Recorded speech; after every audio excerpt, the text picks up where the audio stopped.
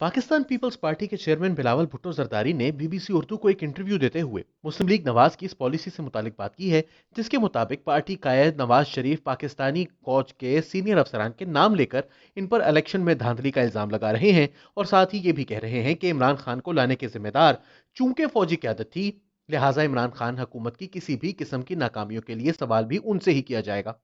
इस पॉलिसी पर अमल दरामद उन्होंने गुजरांवाला में करना शुरू किया था, जहां उन्होंने आर्मी चीफ और डीजी आईएसआई के नाम लेकर इन्हें हुकूमत की नाकामियों और गलत पॉलिसियों के लिए जिम्मेदार ठहराया। इसके बाद कोयटा में भी पीडीएम के जलसे में उन्होंने अपनी तकरीर के दौरान इन दोनों अफसरान पर नाम लेकर कड़ी तनकीद की थी।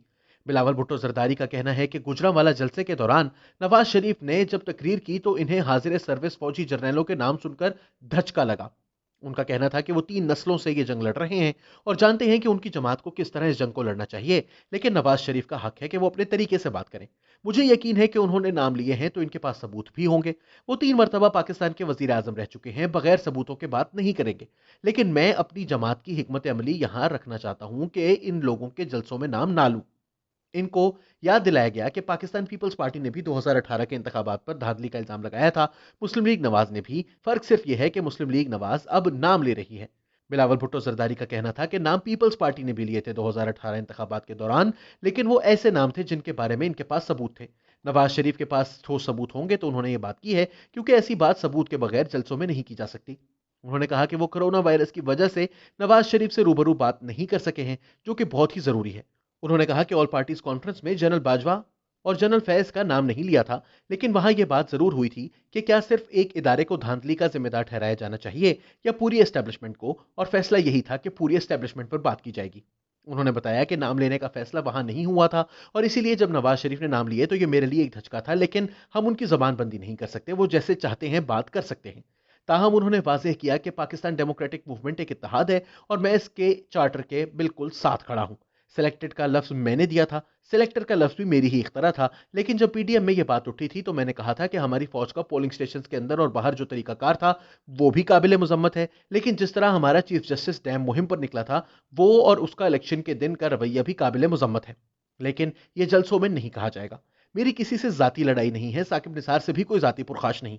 मेरी नस्लों से यह जद्दोजहद चल रही है। मेरा यह मानना है कि हमें सब कुव्वतों को यह समझाना चाहिए कि सब बैठकर ऐसा फैसला करें जो पाकिस्तान के मफाद में हो, और ये सबसे मनवाएं कि दुनिया में मुल्कों को चलाने का तरीका जमहूरियत ही है और हम सबको कौम से सच बोलते हुए मुफाहमत की हिकमत अमली अपनानी चाहिए।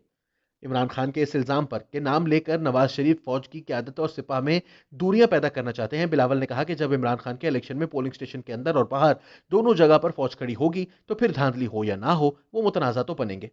मुस्लिम लीग नवाज की जानिब से इस इंटरव्यू पर मुहतात रवैया अपनाया गया है। नवाज शरीफ और मरियम नवाज के तर्जुमान मोहम्मद जुबैर उमर का कहना है कि यह बिलावल की जाती राय हो सकती है। अपने तजुर्बात से कौम को आगाह करना जरूरी है, अदालत में नहीं खड़े के सबूत पेश करें।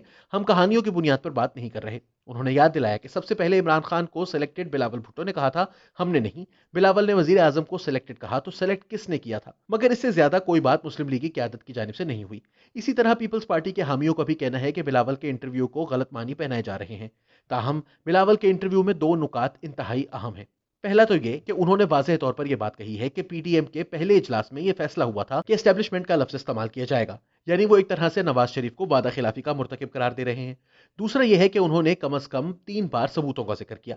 पीपल्स पार्टी ने भी सिलेक्टेड और सिलेक्टर से मुतालिक कोई सबूत पेश नहीं किए। मुमकिन है वो इसे नाम ना लेने के जवाब के तौर पर इस्तेमाल कर रहे हों, लेकिन यह भी मुमकिन है कि जिनके नाम लिए जा रहे हैं उन्हें पैगाम देने की कोशिश कर रहे हों कि मैं अच्छा बच्चा हूं, नाम नहीं लेता, जबकि नवाज शरीफ गंदा बच्चा है जो कि नाम ले रहा है। और फिर इस इंटरव्यू की टाइमिंग बहुत अहम है। एक ऐसे वक्त में कि जब पीडीएम के अगले जलसे में एक लंबा वक्फा मौजूद है। मरियम नवाज गिलगित बल्तिस्तान पहुंच चुकी हैं और वहां इंतखाबी मुहिम में मसरूफ हैं। मुस्लिम लीग नवाज से फॉरवर्ड ब्लॉक की बातें जारी हैं। जनरल रिटायर्ड अब्दुल कादिर बलोच मुस्लिम लीग नवाज को छोड़ कर जा चुके हैं और अफवाहें यही हैं कि वो पीपल्स पार्टी में शमूलियत इख्तियार कर सकते हैं। बिलावल भुट्टो जरदारी की तरफ से ये इख्तलाफ अवामी सतह पर लाना कि नवाज शरीफ ने एपीसी में एस्टेब्लिशमेंट का लफ्ज इस्तेमाल करने के फैसले के बावजूद नाम लेना शुरू कर दिए, कतन मामूली बात नहीं है। पीडीएम की जमातों में इख्तलाफात मौजूद हैं और अब ये सामने भी आ रहे हैं। ताहम यह कहना भी कबल अज वक्त होगा कि इन इख्तलाफात के बायस पीडीएम टूट जाएगी। हुकूमत की खराब कारकर्दगी इसके लिए अब भी एक बहुत बड़ा चैलेंज है और इस वक्त पीडीएम इत्तेहाद को खराब करने वाली जमात के लिए अवाम में यही तासुर जाएगा कि वो भाग खड़ी हुई है और यह तवील मुद्दत में किसी भी जमात के लिए अच्छा शुगुन नहीं हुआ करता।